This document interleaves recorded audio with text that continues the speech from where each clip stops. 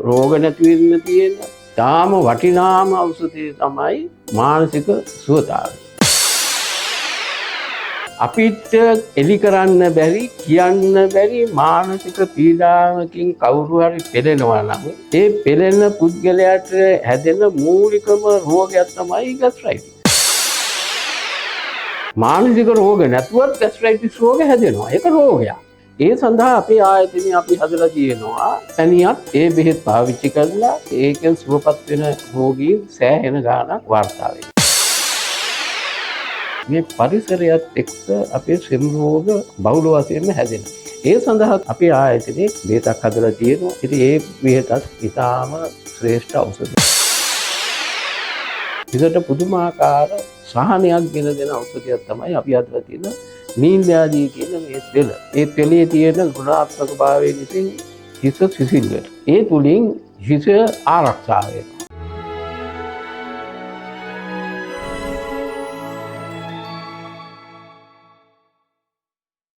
समदोष समाग्निश्च समधातु मल क्रिया प्रसन्नात्मेन्द्रिय मनක් सर्व इत्यभिधीयते.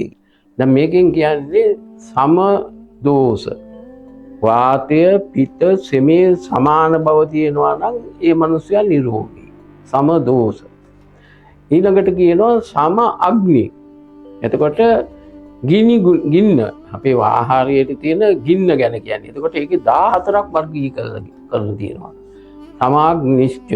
එතකොට එහෙමනම් ඒ අග්නියත් ගින්න කියන්නේ ආමාශය ඊටාම හොඳින් පවත්වා ගන්නට ඕනේ නිරෝගී වෙන්න. සමදෝෂ, සමාග්නිෂ්ඨ, සමධාතු. අපේ ශරීරයේ තියෙන සප්ත ධාතු කියලා කොටසක්. ධාතු වර්ග 7ක්.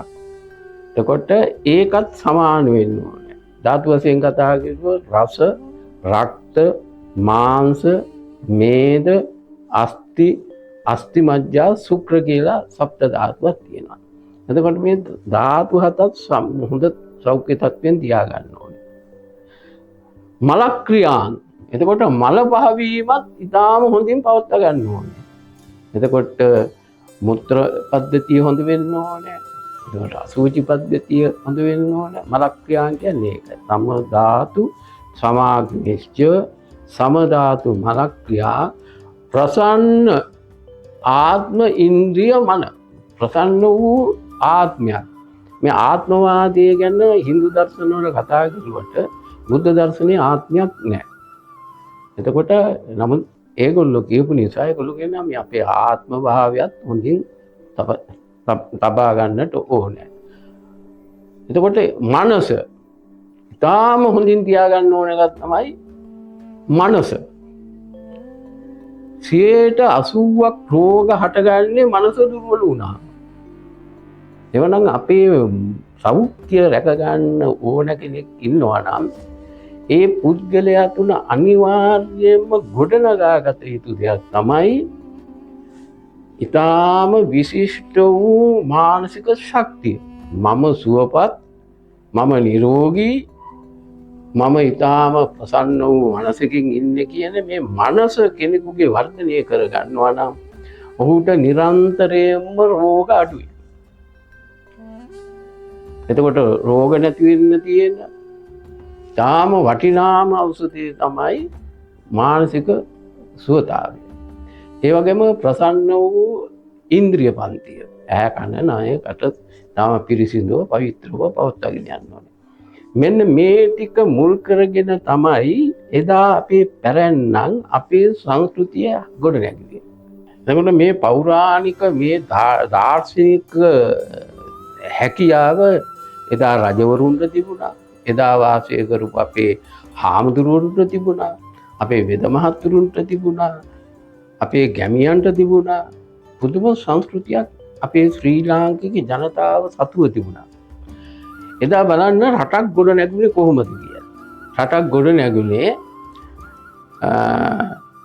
ඒගොල්ලන්ගේ ප්‍රධානම ජීවනෝපාය වුණේ ගොවිතැන. ඒගොල්ලෝ ගොවිතැන් කෙරුවා අවුරුද්දටම එකවරයි ගොවිතැන් කෙරුවේ. කුඹුරු වැපුරුවා, හේන් ගොවිතැන් කෙරුවා, මේ ආදී දේවල් කරලා ඒගොල්ලෝ අස්වනු සරුසාර කරගත්තා. ආහාර වලින් පෝෂණය වුණා. ගෙදර අටුකොටු පුරවා ගත්තා. පුරවාගෙන මේ රජුරුවත් මුල් වෙලා ඒ ටික කරගෙන ගිහින් ඉවරලා ඒගොල්ලෝ ඊළඟට ඒ ධාන්‍ය භෝග ටික අරගෙන ගියේ කොහටද? පන්සලට. පන්සලට ගිහින් පන්සලේ හාමුදුරුවන්ට පූජා කළා. ඒ හාමුදුරුවත් එක්ක බණ භාවනා ගැන සාකච්ඡා කළා. විහෙර විහාර ගොඩනගලා ඒ තුලින් ඒගොල්ලෝ ජීවිතේ ඉතාමත්ම ඉහළ ජීවන රටාවකට පියමන් ගෙනුවා. ඊළඟට මොකද කිරුවේ? තමුන්ගේ ඉතිරි කාලය තුළදී ඒ රජුරුව හරි ගම් ප්‍රභූවරු එකතු වෙලා ගියේ මොකද්ද? උද්‍යාන ක්‍රීඩාවට. මේ උද්‍යාන ක්‍රීඩාව කොච්චර කරලා තියෙනවද? මාස 2ක් පවත්වලා තියෙනවා. ඒ මාස 2කින් පස්සේ ඒගොල්ලෝ මොකද කිව්වේ? ජල ක්‍රීඩාවකට ගියා. එතනත් මාස 2යි. එතකොට වැඩ කරලා තියෙන්නේ මාස 8යි. මාස 4ක් ජීවිතය සකස් කරගත්තේ මොකද්ද? මනස. කොටසක් පන්සල් ගිහින් පන්සලේ දාගප් හැදුවා, චිත්‍ර නිර්මාණය කරුවා, ගොඩනැගිලි හැදුවා, ඒ පැත්තට ගියා. තව කොටසක් දඩේමේ ගියා, කැලෑවේ විනෝද වුණා. ඒ විදිහ ගමන් කරලා ඒ පැත්තෙන් ගියා. අවදානයේදී කට්ටියම ජල ක්‍රීඩා කරලා ඒ බොහෝම විනෝදකාමී ජීවිතයක් ගත කරුවා. එතකොට ඒදා පැරණි මිනිස්සු මොනතරම් සුන්දර මානසික සුවයක් ලැබුණද කියලා අපිට ඉතාම හොඳින් පැහැදිලි වෙනවා ඉතිහාසයේ ගවේෂණය කරන කෙනෙකුට. සැලනීනි සංදේශය බලන්න. ගිරා සංදේශය, පරවි සංදේශය.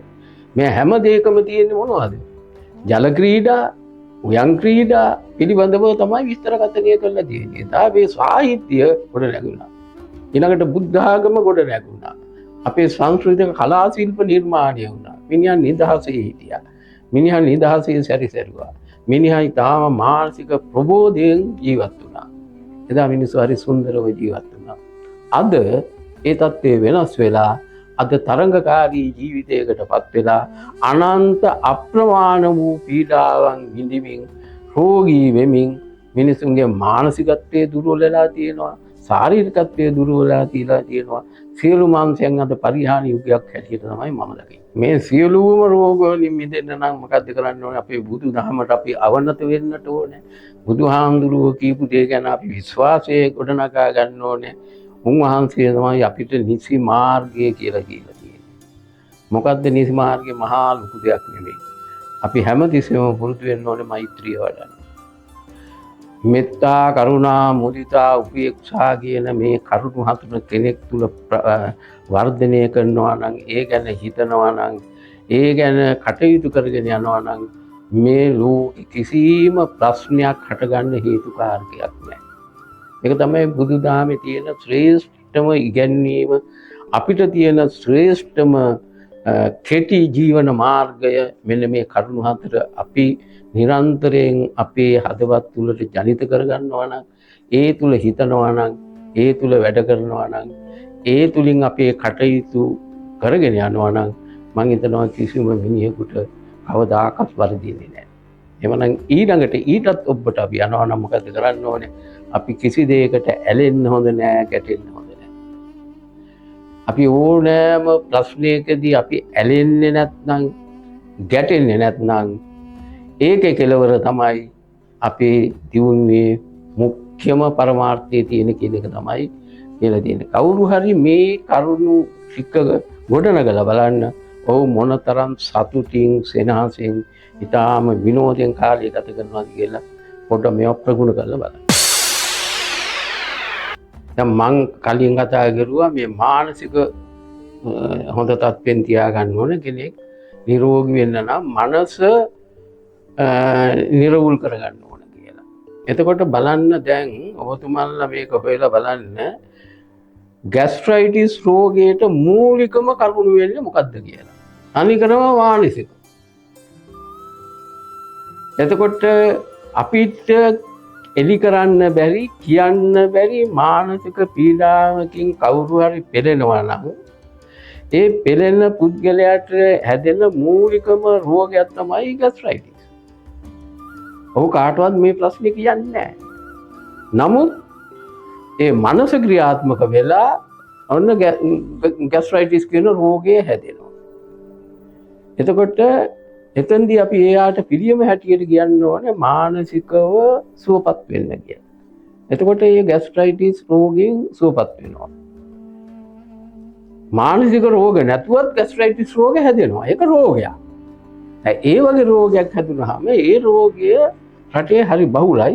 ඒ සඳහා අපේ ආයතනයේ අපි හදලා තියෙනවා සඳුන් පැණිය කියලා පැණියක් මේ ඒ රෝගය සුවපත් කිරීම සඳහා. බොහෝ වශයෙන් අපෙන් අලවියනවා.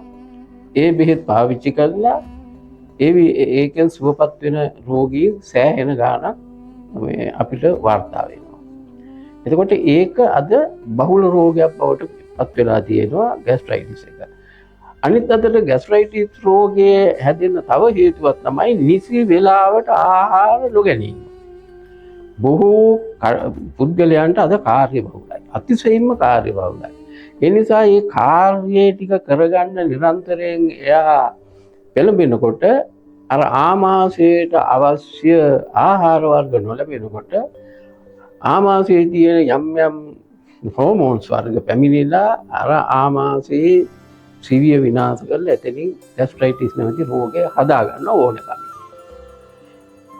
ඒක අනිගමන ගන්න ආහාර වර්ග. ආහාර වර්ගත් ආමාශයට අහිතකර ආහාර වර්ග ගන්නකොට මොකද වෙන්නේ? විශේෂයෙන්ම තෙල්, බැදුම්, සැර, ඉස්සෝ ඒ වගේ මේ වගේ සැර ආහාර වර්ග නිසා මේ ગેස්ට්‍රයිටිස් රෝග හට ගන්නට හේතුවක් වෙනවා. ඉතින් මෙන්න මේ විවිධ හේතුන් නිසා තමයි අද ඕනම කෙනෙක් ගැන කතා කරනකොට ඔහුට තියෙනවා මේ ગેස්ට්‍රයිටිස් කියන මේ රෝග තත්ත්වය. ඉතින් ඒක මිදෙන්න තමුන්ගේ ආහාර වර්ග රටාව වෙනස් කරන්න ඕනේ. විශේෂයෙන්ම උදේට කන පෙලක් කෑය කන්නේ මොනවද? පාන්, ඒ වගේම කඩල, ඒ වගේ සැර කෑම නිසා ආහාරය වෙනස් වෙලා ગેස්ට්‍රයිටිස් රෝග හැදෙනවා. එතකොට ඒ අය අන්න ඕන මොනවද ગેස්ට්‍රයිටිස් තියෙන රෝගියෙකුට හොඳයි, ඉතාම හොඳයි මුං ඇට. එතකොට හීල් බත්, අපේ බත් එළවලු.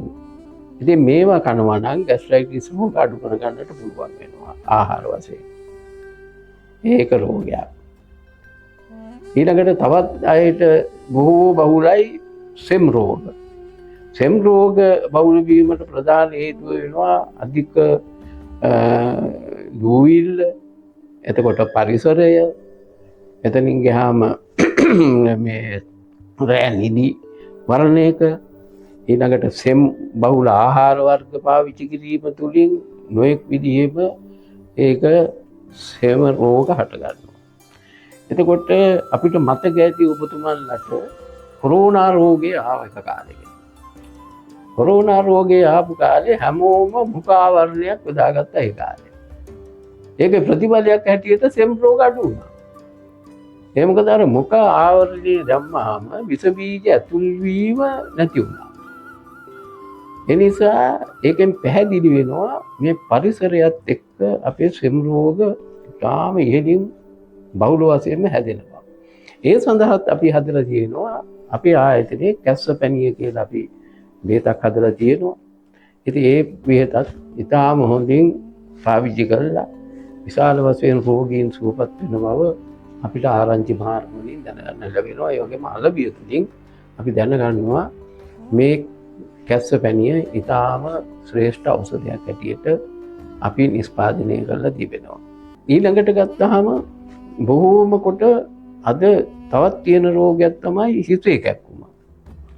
ඒ මොකද දැන් අද උෂ්ණය දිහා බැලුවාම උෂ්ණත්වය වැඩි වෙලා තියෙනවා. ගහකොළ අඩු වෙලා තියෙනවා. එහෙම් පිටින්ම අපි ඉන්නේ කොන්ක්‍රීට් යුගයක. ඒ නිසා වායුව අතිශයින්ම රස්නියයි වැඩි. ඒ නිසා හිස නිතරම වියලි තත්වයකටපත් වෙනවා. නිකන් අනවශ්‍ය විදිහකට හිසේ සෛල වලට දරා ගන්න බැරි උෂ්ණත්වයක් පවතිනවා. ඒ නිසා අද බොහෝ දෙනෙකුට හිසේ කැක්කුම හට ගන්නවා. අන්න ඒකට තමයි අපි හදලා තියෙනවා නීල්‍යාදී කියලා ඖෂධයක්. මේ නීන්යාදිය හිසට දැම්මහම ඒ හිස සිසිල් වෙනවා. ඒ තෙලේ තියෙන ගුණාත්මක භාවය නිසා හිස සිසිල් වෙනවා. ඒ තුලින් හිස ආරක්ෂා වෙනවා. හිස ආරක්ෂා වෙලා හිසට පුදුමාකාර සහනයක් ගෙන දෙන ඖෂධයක් තමයි අපි අදලා තියෙන නීන්යාදිය කියන මේ තෙල. ඉතින් ඒ තුලින් පුළුවන් කෙනෙකුගේ තියෙන අර උස්මේ රස්නිය වැඩි නම් ඒ කියන්නේ ඒ තුලින් හට ගන්න ස්නායුන්ගේ තෙරපීම් ස්නායුන්ගේ උෂ්ණත්වය ඒවා පාලනය කරලා පුදුමාකාර සහනදායී තත්වයකට හිසපත් කරගන්නට පුළුවන් වෙනවා අපේ මේ නීන්යාදිය කියන තෙල කවුරු හරි පාවිච්චි කරනවා නම් ඒ තුලින් බොහෝ සහන ලබා ගන්නට පුළුවන් වෙනවා.